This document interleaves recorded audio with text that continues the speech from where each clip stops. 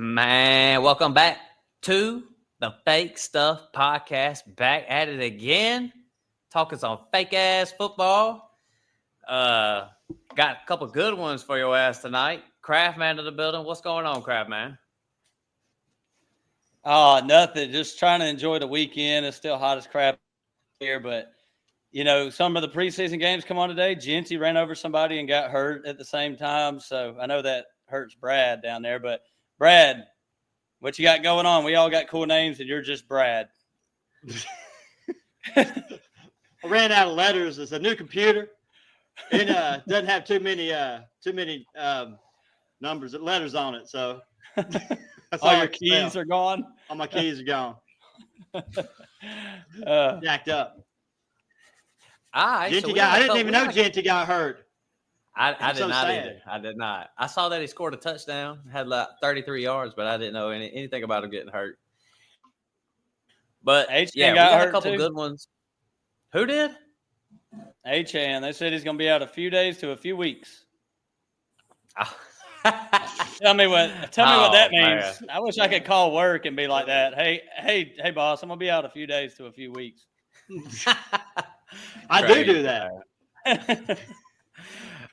Well, hey, we got a couple good ones tonight. Me and Crabman, we've been dropping our divisional breakdowns. We got one more to go, but we got Big Brad on the pod with us tonight. So we're doing some of our better topics tonight, and we're gonna talk about the guys we like the most, the guys we're planting our flags on, are my guys for redraft, half PPR, no tight end premium, one quarterback. Just your basic redraft leagues. But before we do, we always say this before every episode. Don't be a hoe and share the motherfucking show. Because we don't ask for much around here, and we ain't asking for your money. But what we do ask is just share the show. I mean, we don't even beg for 5-star reviews or nothing like that anymore. Just tell your buddy. I know people like to gamble. I know people like to play fantasy football. So share the motherfucking show. Am I missing anything, crowd, man? Nah, and hit that like button if you can. You know, it gets it spread out to more people. Or like Matt said, just tell everybody you know about it. Come listen to us if you want to hear some kind of wild fantasy football takes and get away from the mainstream media every now and again. Right. So tonight, these are guys in redraft we don't really want to leave our drafts without. And some of them might be value. Some of them might be we just really like these guys for this year.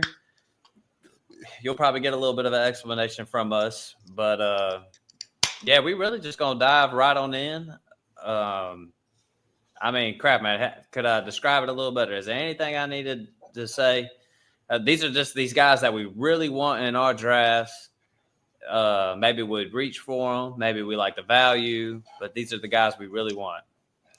Yeah, I'm pretty much going to draft these guys 1 round, 2 rounds ahead and go ahead and make sure that they end up on my team. I think this is kind of where, we're at with this. Like last year, I know that we mentioned guys like Ladd McConkey, Rashee Rice, who ended up getting hurt. Terry McLaurin was in this episode last year. So I feel like they were all really good picks in your redraft other than, Rice getting hurt. But it looked like he was off to a hot start. So if you miss all the episodes, you might want to catch this one. Oh, yeah. All right, look, we're going to go right in, and I'm going to go first. Because I'm going to start off with my guy. This is my first one of the day, and I really, really wanted to talk about one guy who I've been talking about all year, but then when I got down to it and I was doing my research and I was thinking, this is really who my guy is right here, and that's Drake London. Drake London. The guy I really want to talk about was Penix, because I'm a big Penix believer for the Falcons, and Craftman can attest to this. I was a big Penix guy before he went to the Falcons. You know what I'm saying? That big Penix energy. And And I was liking this dude before. I think I had him ranked number 2 when it came down to it. I had him ranked ahead of Jaden Daniels, which now looks crazy, but it don't look it to me. It doesn't feel crazy that he might be ahead of Caleb Williams.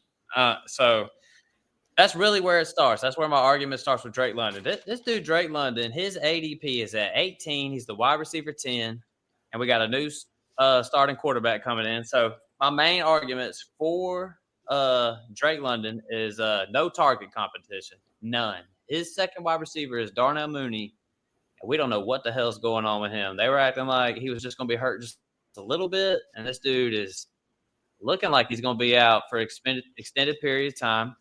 His tight end, Kyle Pitts, ain't shown us nothing. He has not shown us nothing except with Matt Ryan, his rookie year or whatever. Last year, I was just being honest. I was saying this dude is either hurt or this dude is not interested in playing football because he was sorry as fuck. So Drake London, these were the let's see, Michael Penix he started 3 games at the end of the year. Kirk Cousins ran it for most of the year, got a little hurt, and then Penix came in towards the end. These were his targets: 8, 13, and 18. And I'm just saying next year is going to be just explosive. And what I'm saying is Michael Penix will sling it, and I don't think it matters if Drake London's open or not. And that fits Drake London's game perfect. I've always said Drake London was like the Mike Evans type. He's going to contested balls type deal. And Michael Penix is going to throw it. So, and the thing is I like about Penix is that dude is accurate. I told Crabman the first time I watched him throw a football, I said it was an honor to watch that man sling the rock, seriously, because that dude can spin it. And I think this could just bodes well with Drake London. Last year, Drake London, half PPR, was the wide receiver 5, and that was with 2 different quarterbacks. And, the Falcons were doing what the Falcons do, and that's suck ass all the time. So these are the guys right here that I would take Drake London over. I think he'll have a better season than A.J. Brown, Brian Thomas Jr., Malik Neighbors, and now with Matthew Stafford and all that shenanigans going on with his back, I believe he'll be better than Puka Nacua. And I think there will be an outside chance. I'm not saying this will happen, but there's an outside chance that he could finish wide receiver number 1 overall with no target competition. The Falcons' offense, in theory, could be better, more scoring opportunities, more touchdowns. There's going to be more touchdown opportunities for Drake London. I'm all in, bro. All in. Well, Brad, go ahead and tear it apart or agree with them. Whichever one you want to do. That sounded at the end like some Dirty Birds bullshit. No, I'm just kidding, man. But I just don't see him being wide receiver 1 in any setting. I mean, I see what you're saying though. Like the potential for him could be there. I never thought of him being that, being that upper echelon receiver. But I'm not the guy to talk about receivers because I wouldn't draft him because he's up there. You know what I'm saying? Right. I draft my RBs up here usually, and then by the time I get down there, them guys are gone anyway. Yeah. I kind of agree with Crabman? I agree with a lot of the things you said. He's going later than he finished last year. Wide receiver, you said 5. So, and the games with Penix, in half PPR, and the games with Penix were incredible, but they also, were playing shitty teams. I think they played the Panthers twice or something like that. I know that last game was against the Panthers. But the Giants, Giants have a solid defense. You're right. Giants do have a solid defense, but he was in my DFS lineup in week 17 last year, so I appreciated everything he did for me in that last week, scoring 40 points. But I'm with you. I'm with you that I definitely don't think it's a bad pick right there in the second round. I mean, Brian Thomas Jr. or Drake London, they both seem real similar to me. Yeah, young, talented, both had great seasons last year. BTJ got Travis Hunter coming along. Drake London has nobody. He's actually losing a receiver in Mooney if he doesn't, isn't out there in week 1. Right. So, yeah. I think it's a good selection. I ain't gonna hate on this one too much. Only thing I worry about with that though is like where your cornerbacks go from your other team if they're not covering. You know what I'm saying? If they're not covering anybody like worth of crap, they're going to double him all the time. Yeah. You know, that's the only thing. Yeah. That's the only thing I'm worried about with him. You know, with losing Mooney, I think Mooney helps him a little bit. You might be right there. I mean, Kyle Pitts gonna have to step up. Kyle Pitts, it's Kyle Pitts time. Hey, look at his eyes got this big. His Kyle Pitts. Yeah, he's the one who hurt Mooney.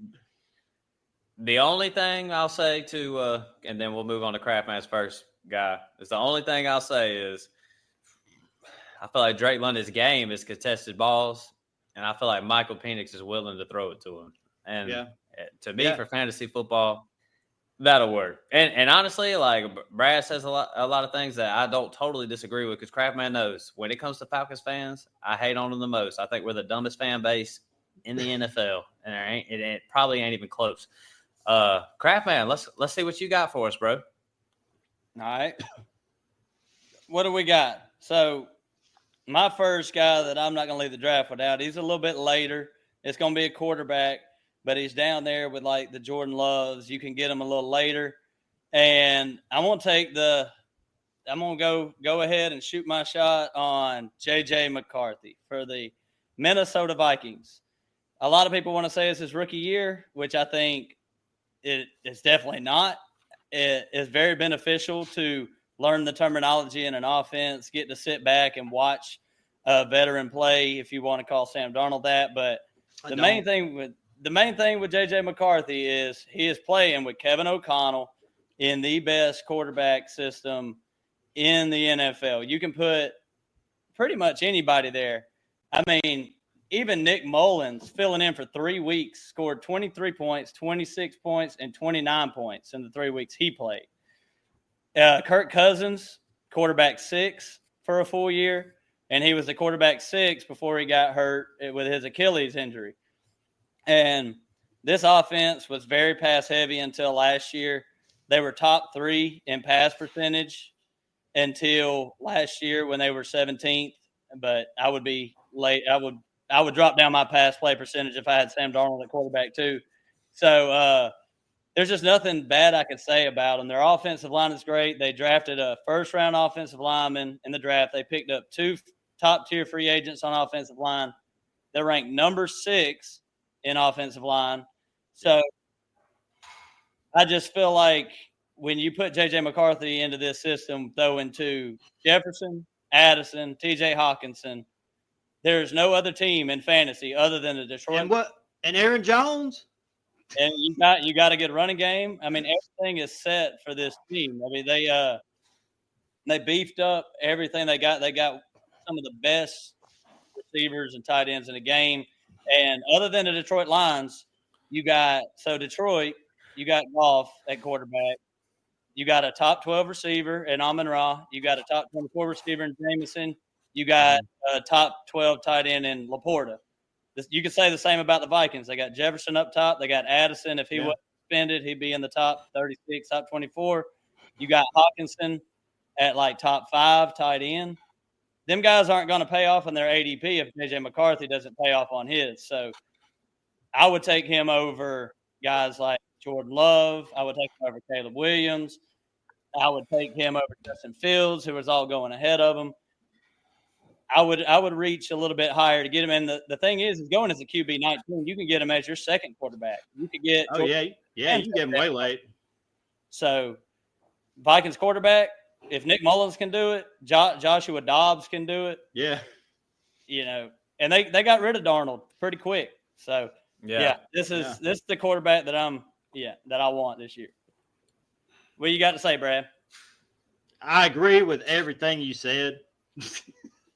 No, I just think that McCarthy is going to be, just because of the system he's in, he's going to thrive in it. I mean, like you said, anybody can do it. It seems like what the Minnesota Vikings are good at doing is making these quarterbacks look good and sending them to Atlanta and screwing them up and taking them down and messing with their cap. Yeah. But I do agree. Do y'all think Kirk Cousins was a product of the system, or do you think that Kirk Cousins was I think he's a product of the system. I mean, after this, you know, it's like he's got to go. If he goes somewhere else and he like redeems himself, then he wasn't. I think that's where he's at in his career. Like, we all know who can do that. Joe Flacco can do that. Yeah. I mean, I'm a little bit torn on that one because I'm kind of been a Kirk Cousins guy, and I feel like he started off hot with the Falcons. I just think it kind of wore off. Like maybe his Achilles got to him, some type of deal like that. But I'm not gonna sit here and say I disagree with it either, though. Yeah. But as far as JJ McCarthy goes, listen, man, when we was doing our little rookie stuff, me and Kraft, man, I really wasn't the highest on a JJ McCarthy, but ever since he's come to Minnesota and done preseason, and I've seen the little inter squad battles and stuff like that, he's really done nothing but shown out, and did nothing but I hear a lot of good words from like the local, like when I'm on Twitter and whatnot, the local beat writers, they got some good things to say about JJ McCarthy. I know ESPN and all them, like they're a fucking joke. Like guys like Colin Cowherd on FS1, like joke. Like they just pick guys to hate on and stuff like that. And we haven't even seen this guy play one game yet. And I've seen some hate from like the national guys, but like the local guys, like they've had some good things to say. I love me some Addison, Justin Jefferson. I don't even have to say nothing about him. So like, I mean, I'm with you, Kraft, man. I mean, all in. Definitely good for your Superflex leagues. Oh, for sure. Yeah. And you can't forget he went the 11th pick in the 2024 draft. So the draft capital is definitely there. And it was beneficial for him to sit last year. I'm 100. Yeah. I believe 100% in sitting for a year. It works I'm all with the you, time, Kraft, man. I believe in that. Yep, I believe in it. Yeah. Mahomes. Yeah. I mean, you could go on and on. I'm with you. I'm all about it. Like, I'm all about like when you're at quarterback, it's like mastering the position. You know what I'm saying? Like, learning is one thing, and then getting a bunch of repetitions is another thing. Like, I'm all for it. Like, I talk about it all the time. All right, Brad. What we gonna do with you, man? With your first? I'm gonna go with on the opposite side of the place. We're going with Matthew Golden. There he is. There's his name. Double T's. Double T's. What did you say? Golden. The golden one, the golden child. So where he's going at, I think it's disrespectful, really, because you see all these other rookies going like a lot further ahead of him. And he's like way down there. I think he's just an obvious kid. I mean, I'd get him two rounds ahead. I think he's like the best option for them to have. It's like Reed, and then you see him play. He looks good playing. He's got fresh routes. I just think he's in a good situation, and he's good. He's a good receiver. Yeah. No, could be the number one target on the team. I mean, and where are you getting him at? You're getting him like way down. Wide receiver 45. Right. He's kind of disrespected. So is this your favorite rookie? If you had them all even ADP and you could all get them at the same spot, Ted McMillan, Matthew Golden, Jaden Higgins, Agbuka, Travis Hunter, who do you prefer out of that group of wide receivers? Is he at the top? He's at the top. Matthew Golden, yeah. I'm biased now, I am biased. I'm a Packers fan. I'm not wearing the shirt, but Don't you think Green Bay, they were top 3 in rushing offense last year? Like, you think that kind of flips back to the side where they're I think it a little does. bit pass heavy? I think it's going to be a little more pass heavy. They're going to have to keep these. I mean, defenses beef up their defensive lines all the time for good running backs. It's like, I don't know, and I didn't get that detailed in it to see if that's what the Lions and the Bears did, but I mean, I think it's good. I think it's a good fit. I do too. Matt hates Matthew Golden. Hates him. Listen, this is what I'll say, because when it comes to fantasy football, you have to be open to all shebang. So my real opinion of Matthew Golden is the Packers have a lot of Matthew Goldens. Like I feel like Jaden Reed and Dontavian Wicks. I feel like they're all the same, man. They don't really have a true alpha guy. But this is where I'm gonna say I'm with Brad on this one. Matthew Golden is a first-round draft pick from the Green Bay Packers, and the truth is Christian Watson was too. And every time Christian Watson's been on the field, it's second round. Well, that's true. Early second, that's true. But they definitely wanted Christian Watson to be their guy, and he just kept getting hurt. So I feel like Matthew Golden. I mean, it really feels like that's what they want this to be. So, like, where is he going? ADP? I feel like. I feel like. Oh, he's wait. I'm just saying. Like, I feel like with him, like, they wouldn't draft. I mean, they never draft receivers first. You know, it's like so they've got a big investment in him. So I think that they're going to give him a lot of opportunity. And and with that opportunity is going to come points. So. Would you be surprised at all? Would you be surprised at all if the very first series of the very first game they come out with Dobbs, Wicks, and Reed as their first three receivers on the field? No. Or is Golden just right away? I wouldn't be surprised if they did that. Maybe started weaning them in a little bit, the first game. And then, but I think by the third or fourth game, you'll see it, if he's worth it or not. It might be a little slow burn to start the year. Yeah. You just don't expect it like right away is what you're saying. Right, exactly. I mean, you know how it is with rookie receivers. Like, they get the routes wrong. They run stuff. I mean, they do stuff different, and they're not on the same page a lot of the time, and they won't let them – and the Packers especially, with that scheme they always run. You know what I'm saying? They always have, those 4 or 5 receivers when they're good. Back in the day, when you have Jordy and Greg Jennings and Driver. Yeah. That's a long time ago, Brad. But you got to believe. Got to believe. Good vibes, man. You got to manifest it. All right. You got to manifest it. So far, we got Drake London. We got JJ McCarthy. We got Matthew Golden. And I'm going to give you my second guy right here. Because y'all know one thing, if you happen to listen to this podcast for a little while, really for a long while, me and Craftman say, fuck these tight ends. And when we talk about tight ends, we forget to talk about them all the time and all that stuff. And there's only a couple of them that I like that are even any good. But I'm going to talk about a tight end right here. And I'm going to talk about Trey McBride. And when I talk about redraft, I do want to say this. In my leagues, running backs are going – I play with guys like Brad over here. Running backs are flying off the board. So, Trey McBride is going in the third round as of right now when I see it. And I would take Chase Brown and Kyron Williams over Trey McBride. But this is me thinking they're going to be gone. They ain't going to be there at that time. So – and I'm high on Trey McBride anyways, but when it comes to redraft, I've been saying this. I've said it a couple times. It's Trey McBride, it's George Kittle, or I'm streaming tight end. Those are the tight ends that I really want in redraft this year. Trey McBride's right now on this piece of paper, and I know it's probably changed because I've seen it change just within the amount of hours. He's going as 25, and he's going as the tight end 2 behind Brock Bowers.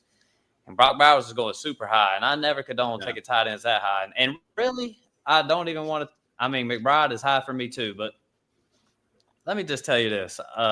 These were the targets that Trey McBride got last year from Kyler Murray in a struggling offense that Kyler Murray was still top 10, but it wasn't like they were just firing on all cylinders. We're talking about targets like this: 9, 6, 6, 9, 8, 7, 11, and then listen to this stretch: 15, 12, 14, 10, 16, and 11. He had 3 games where it was 5 targets or less. Mm-hmm. And really nothing's changed except more reps, more time. I think Marvin Harrison getting better will help this situation out. I think Marvin Harrison takes it serious. You know what I'm saying? He's not just one of those guys who's just, I'm the best. I'm going out there. Nah, this dude is out there serious about his craft and stuff. Kyler Murray, I've been seeing some good things. I know he likes to get hated on. I know a lot of people like to hate on him. That's really the reason why I like Kyler Murray, because a lot of people like to hate on him. And in real football, I really wouldn't even want Kyler Murray like that in real football. So, but fake football, second year under their head coach, I forget his name. It slips my mind right now. I mean, those targets Jonathan are ridiculous. And here's my main point. Yeah, thank you, crap man. This is my main point of why I like Trey McBride.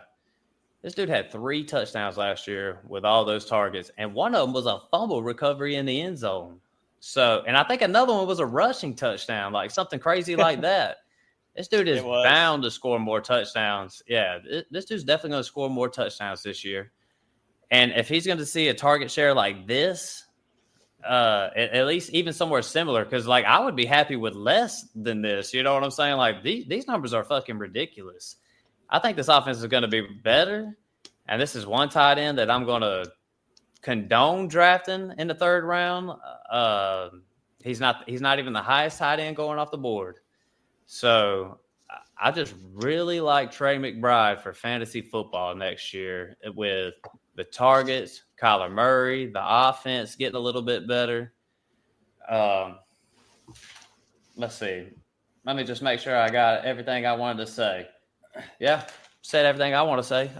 So this is how I feel about Trey McBride. But like I said, I would still take Chase Brown and Kyron Williams, who when I look at ADP, they're in round 3. I'm just saying in my leagues, they're not going to be there. So I will take Trey McBride over guys like this. I mean, it's a pretty good avenue to go because in the 3rd round that I've seen this year, the 3rd round I feel like is the weakest round in fantasy this year. There's like 2 or 3 players that I like. You know, you got Garrett Wilson going in there. You got JSN. You got Mike Evans, Devontae Adams, players like that. And, I mean, with Trey McBride, 1,146 yards last year, 111 receptions. I mean, you mentioned his receptions, but there's not – you get a tight end getting almost 1,200 yards, he's going to end up being – I mean, Kelsey was going at this point many years, and Kelsey was going in the 1st round. Right. Kelsey was scoring more touchdowns than Trey McBride, but Trey McBride just had one of them years where they just weren't coming. So if he scores 6 or 7 more touchdowns, he outscores Brock Bowers last year, and he's going a full round later than Brock Bowers. So really just betting on him getting in the end zone a little bit more. Brad, what do you got anything to – I know you had McBride last year. I had him. He just couldn't score a touchdown.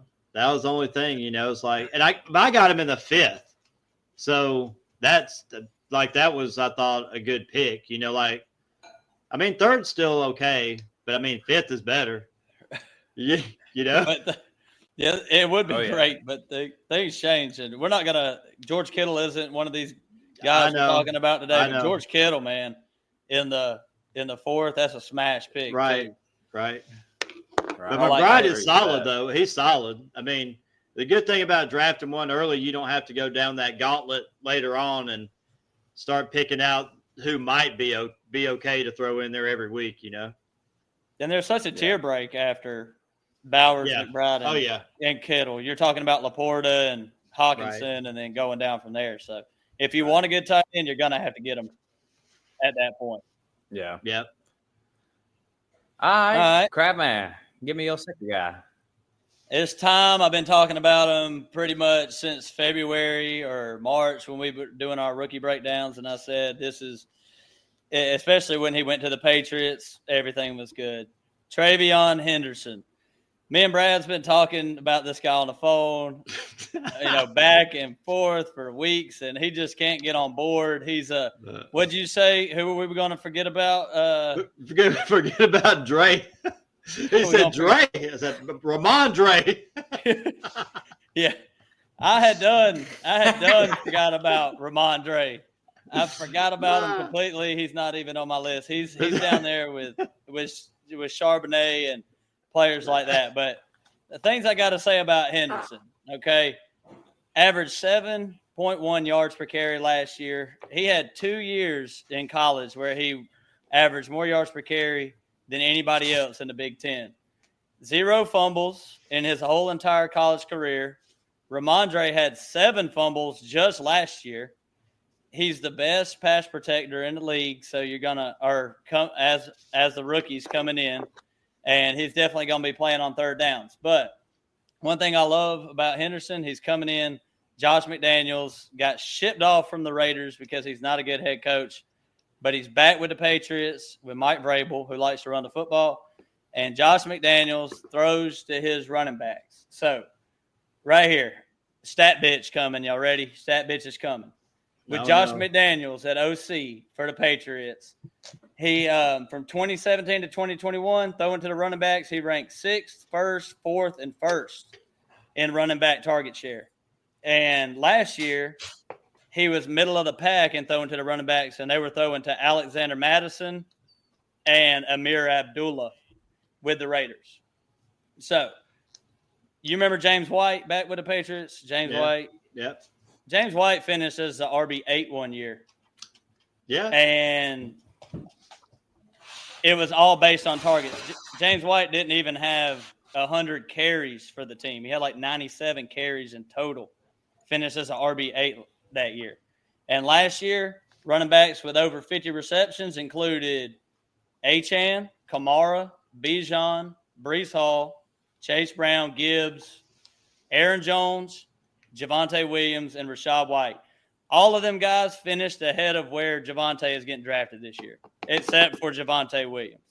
If you get 50 receptions, you will finish over where Trayvon's getting drafted. And this isn't even mentioned the rushing upside he's got. Ramondre, he's going to lose his job completely. That's the way I look at it. So this is the best pick in the draft, period. I will draft. He's going in the 6th or 7th. I'm drafting him in the 4th. I don't care.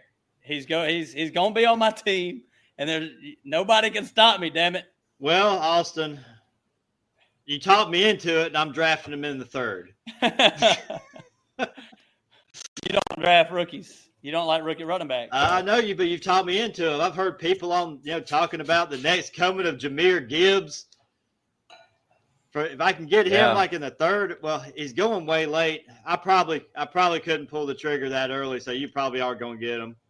But I guess it depends on how them running backs go. Because you have talked me into him. I think he has a lot of potential, right? To be really good on the Patriots. Explosive. Yeah, he is so explosive, and he didn't really get overworked in college. You had Judkins there in Ohio State taking a lot of work, so it's not like he's just wore the hell out from all the carries in college. He's coming in fresh.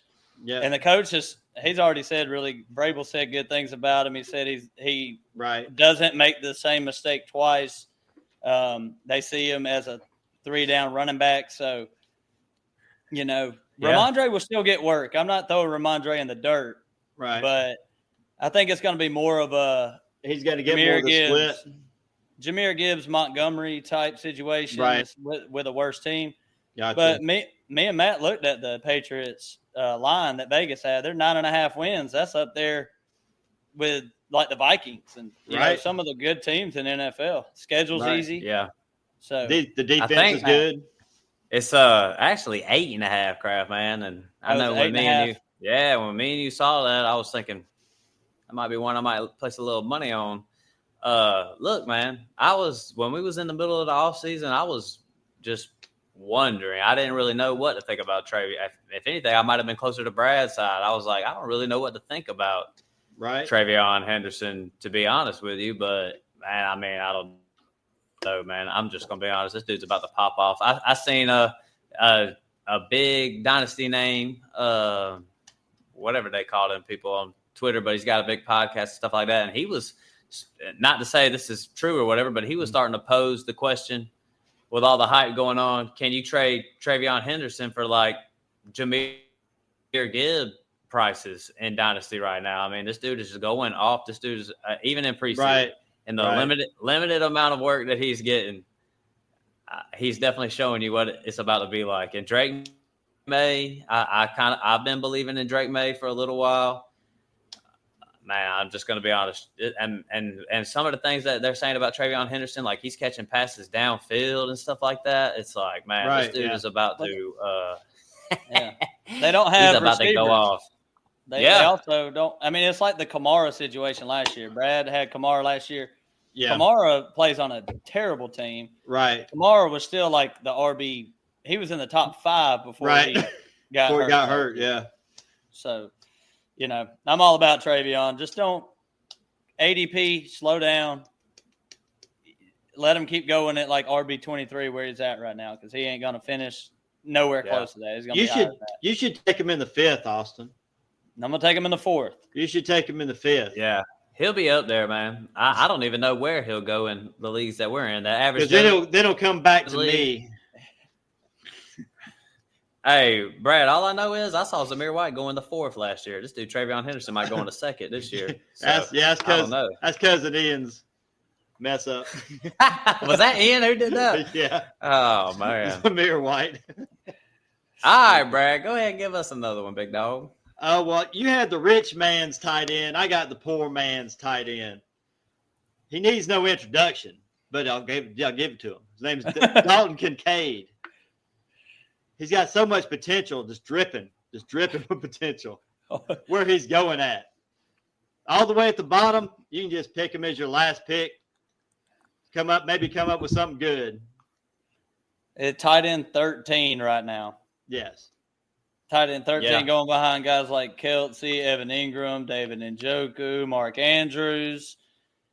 Yeah, a lot of those are warranted. Like some of those I think are better than Kincaid, but I mean, I just think his potential for where he's going at is going to boost him on up. Yeah. Yep. I want to say something about Kincaid, Craftman, if you don't mind. I'm gonna last year, Craftman knows. I think it was this episode last year. I might have even said Dalton Kincaid. I was beating the drum. And I agree. And maybe I was just a year too early. So I'm with you, Brad. I'm gonna follow you. And I think I said in a couple episodes ago, I'm gonna stick with it, Dalton Kincaid, because I believe that the Buffalo Bills are trying to somewhat replicate what the Chiefs have been doing, and really what other teams like. I talk about it all the time, like Tom Brady. Like this dude had no notable wide receivers, you know what I'm saying? But he had Gronk, and he was swinging it out. And then Patrick Mahomes. I mean, I know he had Tyreek Hill for that little while, but Tyreek Hill's been gone for a good little minute, and he's been throwing to a little hodgepodge of wide receivers, but he's had Travis Kelce. I just think Josh Allen, this is what Buffalo's trying to do. Like, I think they tried it last year, and it just didn't click. Sometimes shit don't work out. Kincaid was a little bit banged up last year. Crapman said tight end 13. Like, man, if I had to bet, man, this dude definitely outplays his ADP. You know what I'm saying? So it's like, I'm with Kincaid having a breakout year. I was kind of saying the same thing last year. So I've got to back off this year for being wrong, and I was bad wrong. I mean, I don't know. I can't remember what his numbers were, but they weren't great. Nothing of note. No, they weren't great. And his competition, I mean, we got Keon Coleman out there, and we got Khalil Shakir, who's okay. They're banged up. They're both just okay. Yeah, they're fine players. And I would say maybe Coleman has a little more upside than somebody like Shakir. He seems a little bit limited, but they just paid Shakir. Kincaid.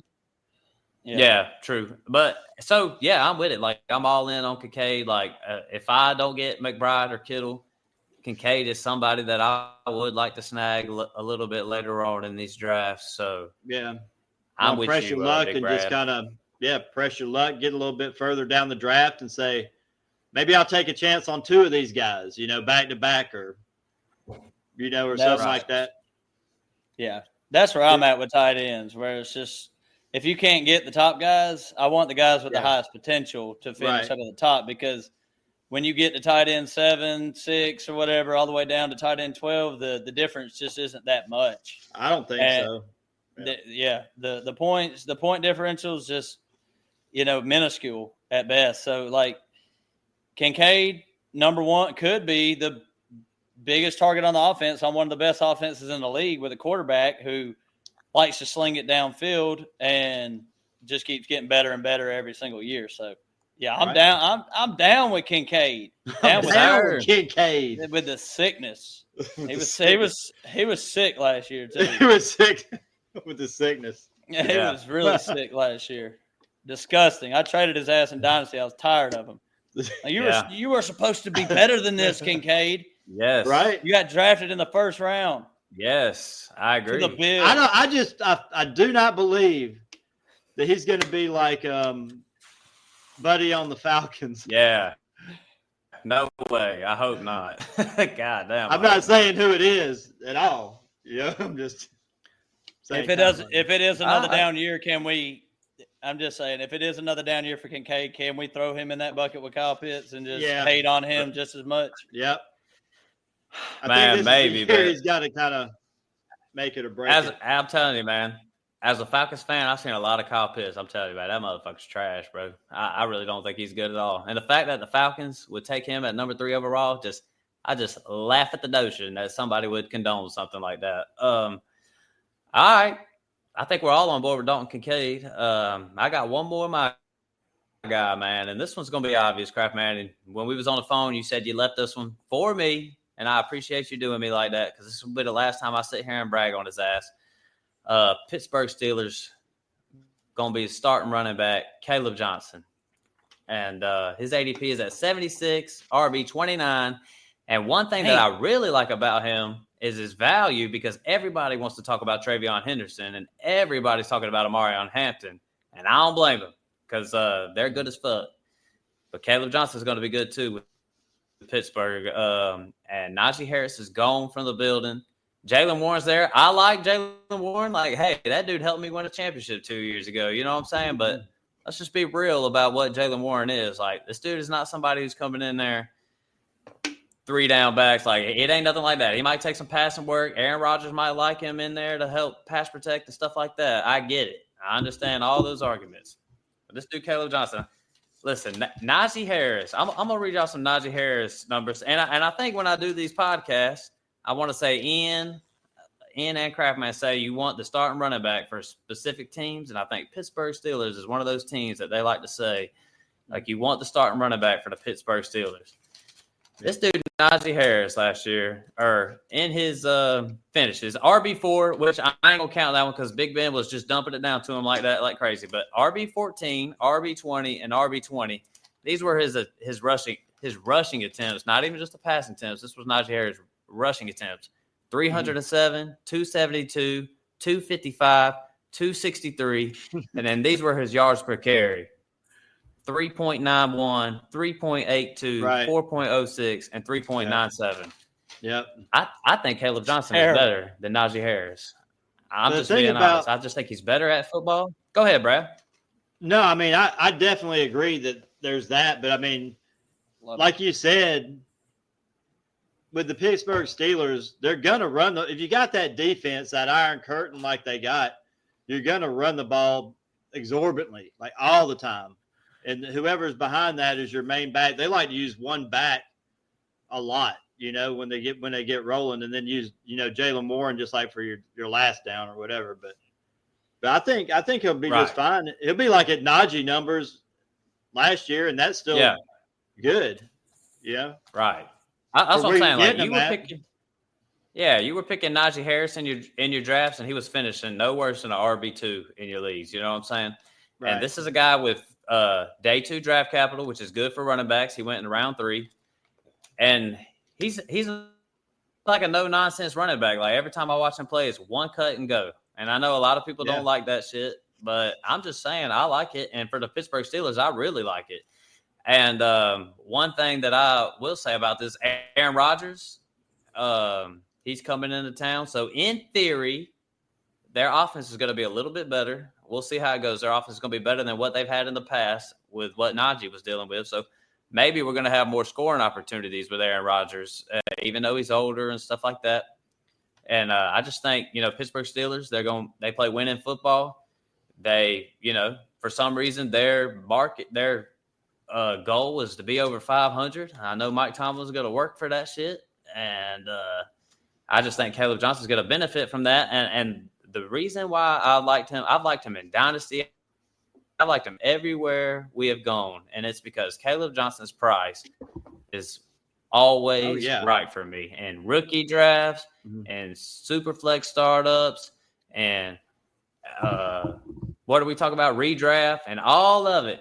Caleb Johnson's price is just right for me. everybody's talking about these other rookie running backs, which they should be, because I think this rookie class and running back wise is about to go off. And I think Caleb Johnson is going to be part of that. I mean, Arthur Smith's in the building. He likes to run the ball too. I know Aaron Rodgers it's going to be Aaron Rodgers' offense. Let's just be honest. But I just think Caleb Johnson is going to be part of that. And I think it's to the moon for Caleb Johnson. The Steelers like that run. Like you said, I've never seen a Steelers team that doesn't run the ball. So, I mean, I think it's I think it's a great pick. I've even been taking them. Matt, you know how crazy I am about running backs. I'll get 4 running backs. Yeah. 1 wide receiver, and then I'll come back and get Caleb Johnson. Yeah.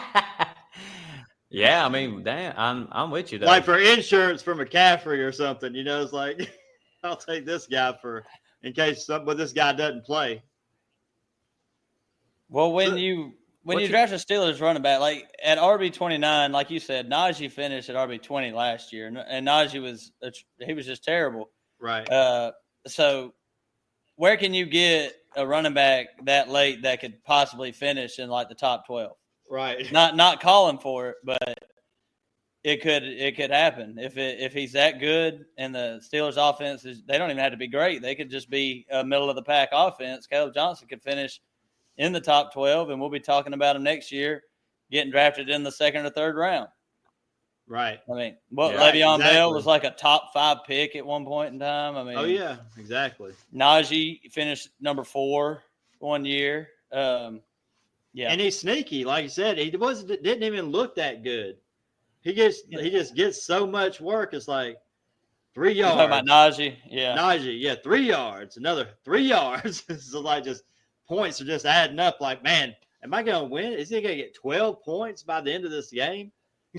Yeah. And the way their offense is set up, they've already they got 3 tight ends that are useful. They got Jonnu, they got Freiermuth, they got Darnell Washington, who's an incredible run blocker. Right. It's kind of showing you what kind of scheme they're going to be running. They're going to be running a lot of 12 personnel with 2 tight ends on the field, which is a running back's dream. Right. You know, more players on the line of scrimmage, you know, play action. Yeah. It's going to be good for Caleb Johnson as long as he's good. That's the only question. He has to be good. You know what? Oh, sorry. Go ahead. No, go ahead, bro. No, I'm saying one thing getting into this, I think that this team could make Aaron Rodgers have a resurgence for a little while. You know what I'm saying? Another year or two. If it goes well, if he can, I mean, because this team, I think with the Steelers, I think they could be. Everybody's got to go through the Jets, you know, for a couple of years to get better. You know, like Brett Favre, stuff like that. Yeah. But, you know, so I'm like following this pattern. Like, come on, is he going to really be good with the Steelers? I mean, I think he could. He's got the defense, got the running game. Yeah. You know, he's in a lot better offensive line, better situation. You know? Yeah. Yeah. I'm with it. So this is my guy right here, man. My last one for the night. All right, go ahead, Crab, man. All right, I'll leave it at this. Yeah, I'll leave it at this. If there's a team that's more banged up than the 49ers, please point it out to me because I can't think of a team that is more hurt than the 49ers. So Debo left. You got Juwan Jennings, who's dealing with a contract injury. All their running backs are hurt. You got George Kittle and McCaffrey as the main 2 weapons on the team. But the number 1 wide receiver right here, in my opinion, is going to be Ricky Pearsall. Brandon Ayuk's going to be out for a little while.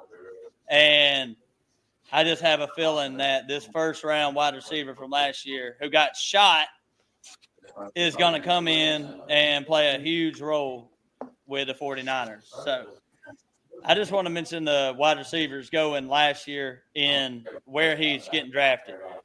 At wide receivers 40 to 50, you got guys like, this is last year, Ladd McConkey, Jackson Smith and Jigba, Brian Thomas Jr., Jamison Williams, and Cortland Sutton. All of them guys win in the same range that Pearsall's going. And this year, you got a whole bunch of names that look very appetizing. This is where I like to draft wide receivers. This year, you got Matthew Golden, Jaden Reed, Ricky Pearsall, Egbuka, and Jaden Higgins. Yeah. That was a crazy good hit rate from last year when you get 5 receivers that ended up being like top 24 wide receivers getting drafted in the 40s to 50s. And I just feel like in your drafts, these are the shots that you need to take at wide receiver. Like you can get a solid guy like a Calvin Ridley or a Jacoby Myers, and then you can pair him with a guy like Ricky Pearsall or Jaden Reed or Matthew Golden. And I mean, it just seems to me that this offense with Brock Purdy over there, he's getting drafted as like QB 13 this year. Right. He's pretty high. Yeah. And there's just not a lot of pass catchers on the team. First round receiver, the last 2 weeks last year had 10 targets, 8 targets, scored 24 points, 15 points. I don't know about y'all, but if I get shot, it's gonna affect the start of the season, and I don't think I'm gonna be able to play for a while. So if Ricky Pearsall got drafted this year in the first round to the 49ers, he would not be going in the 40s at wide receiver.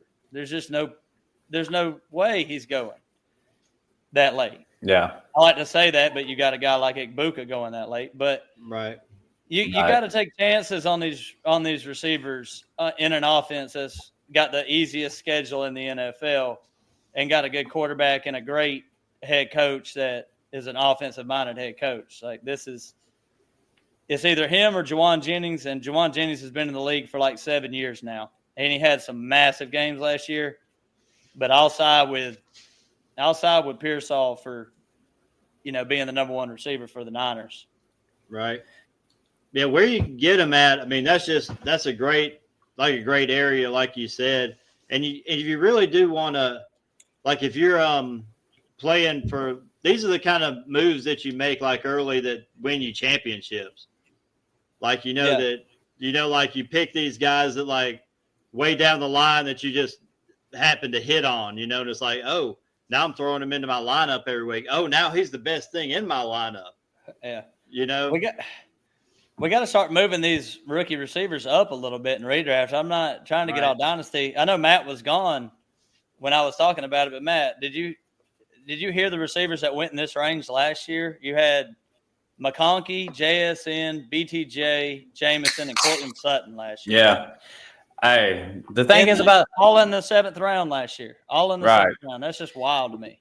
The thing is about these rookie wide receivers is, and just the way football is these dudes are coming in ready to play football. Like I've kind of gotten off the oh, he's a rookie. They're gonna maybe they'll move him in slowly in some, but when you're talking about football and a regular season, fake football, and you're trying to win, like, hey man, these rookies are about to get involved. And Crap Man, I'm sure you brought it up or you were going to bring it up, but Ricky Pearsall, he's got that first round draft capital, and this team is banged up already. So it's like he's going to be ready to roll. Juwan Jennings dealing with. I mean, he's another guy that I would like. Like I just would like somebody working with Brock Purdy. You know what I'm saying? Right. It feels like Ricky Pearsall is going to be that guy. Yeah, I mean, I'm with it. I mean, yeah, one thing you said, Crab Man, I like to crack a joke, but somebody was saying Ricky Pearsall injury prone, and I was like, yeah, he got shot in the chest, motherfucker. Like, you gonna be injury prone. Like, if you get shot, you're gonna be injury prone. I know he's dealing with something, like he was dealing with something earlier in camp, but it's like, are we really gonna judge that guy being injury prone when he got shot? Like, he brushed it off. Man. He's like, oh, that wasn't shit. Yeah.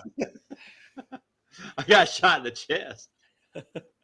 Hey, that's just, if somebody got dog in them, it's got to be Ricky Pearsall. Right? No shit.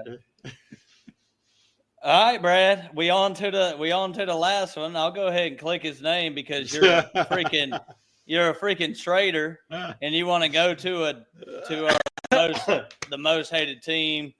But tell us about your guy. Go ahead. My guy. Yeah, we named this before.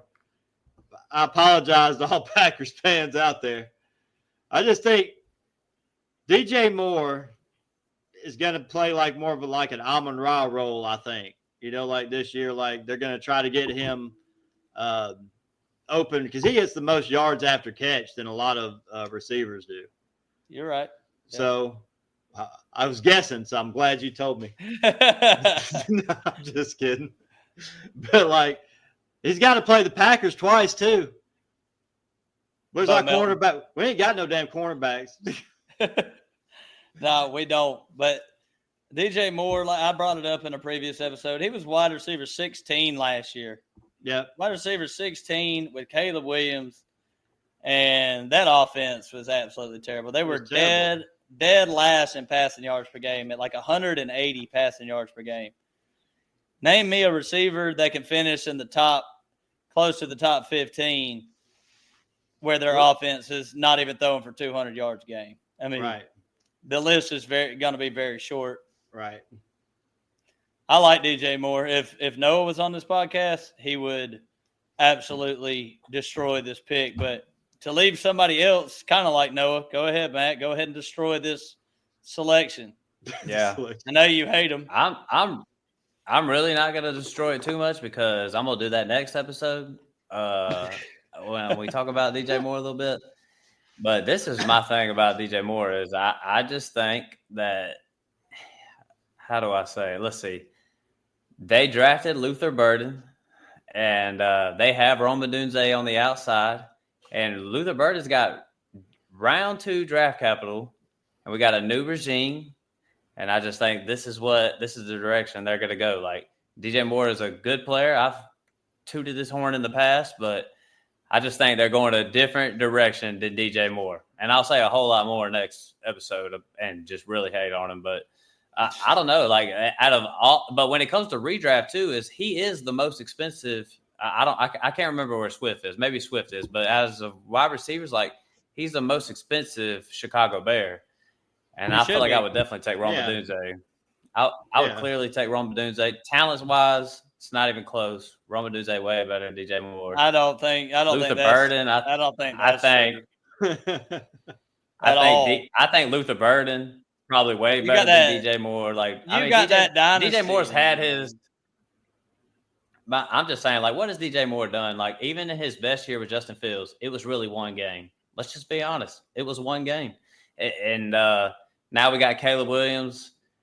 You know, who knows what it's going to be like. And there's a ton of weapons to go around. We're talking 2 tight ends, a running back. We got 3 wide receivers if you count DJ Moore. Like, is he really going to pay off at his ADP? I don't know.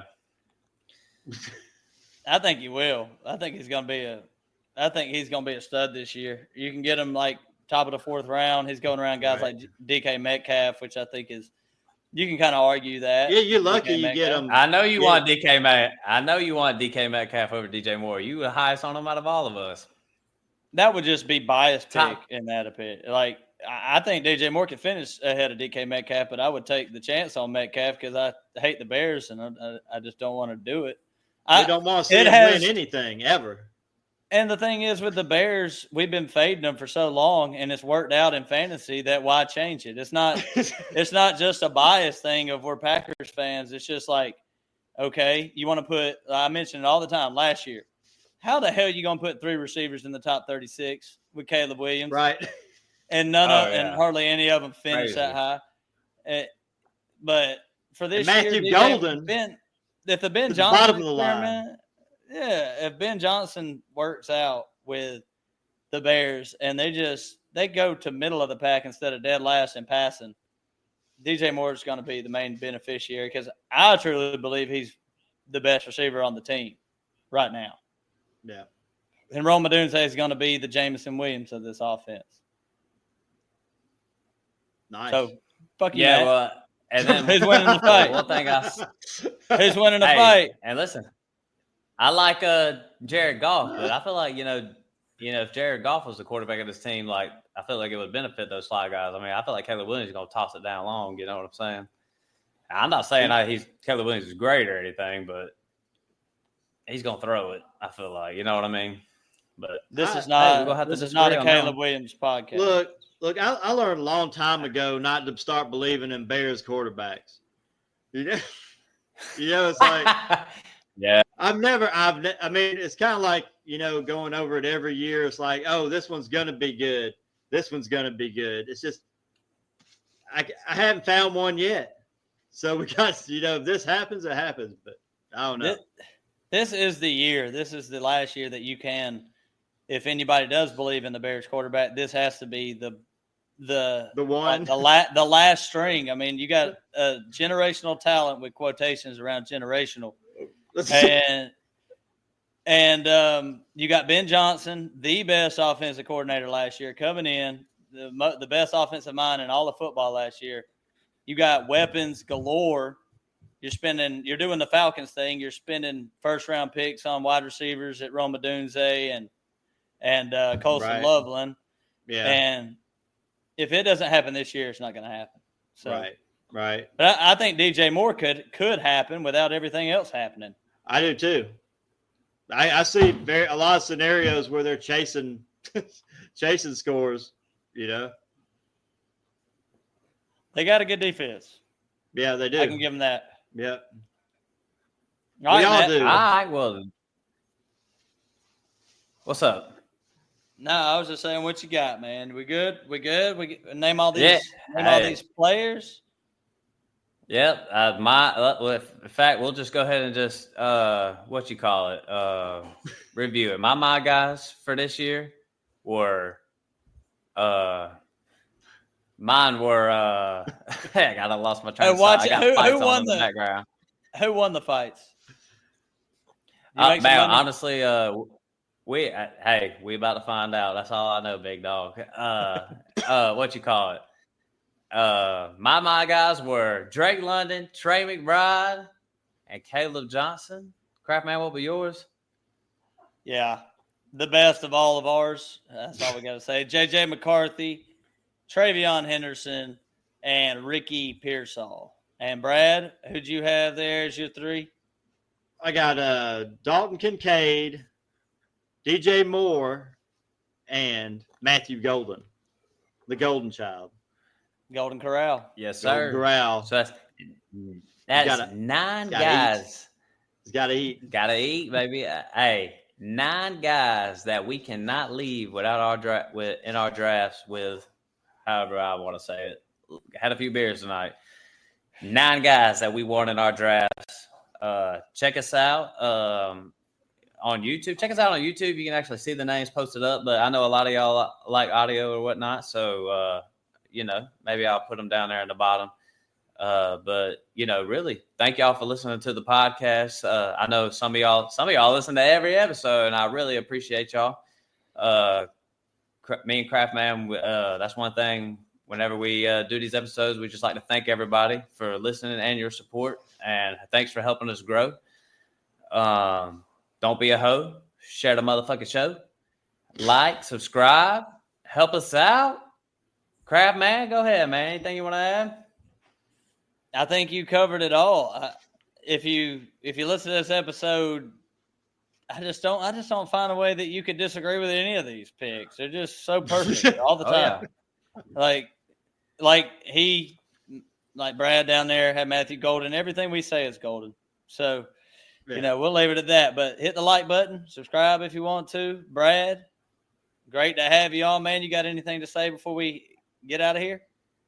No, man. No, man. I put you on the spot, didn't I? You did. I'm like, you have to look like something like, am I supposed to be? No, man. What you mean? Yeah, I didn't mean to put you on the spot like that. I just thought you had something going on in the bald head over there, like you were thinking about what you might say to. No, I didn't want to get up and be rude because I had to go to the fridge to get another beer. So. Oh man, do it, bro! I got up and do it too, man. Right. Hey, listen, Brad, for real. Thank you for being on the podcast. Thank you for doing another episode with us. Go grab you another beer because I'm going one more episode at least tonight. Right. So whichever one of y'all want to hop on with me. But everybody, thank y'all for listening to the podcast. With that said, we are out. Peace.